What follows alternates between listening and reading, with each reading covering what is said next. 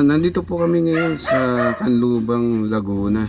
So, ang unit po natin ngayon ay Ford Everest. Ang problema nito ay blackout siya. So, sa ngayon makikita na gumagana yung mga indicators. Ayan. Pero mapapansin dito na hindi mangat yung kanyang fuel gauge. So, saka wala siyang display. Lahat meron niyang display dito sa odometer. So, ang issue nito, yan, blackout siya. So, hindi ko na i-start to. Gagawin namin dito, babaklasin na agad namin. Balikan na lang namin ulit pag nagawa na.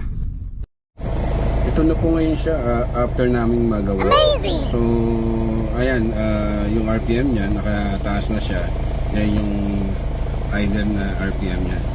Then, ayan, meron na rin siyang odometer.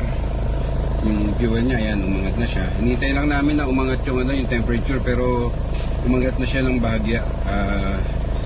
Medyo mataas na siya na konti doon sa starting point. So, ayan, gumagana na yung gauge. Hindi na lang natin dito yung kanyang speedometer. So, but basically yung mga gauge gumagana na siya. Ayan, wala nang problema. Speedometer na lang talaga. Yung temperature, ayan, medyo umangat na rin ng konti pa. Ayan. So, ayan, maraming salamat kay sir.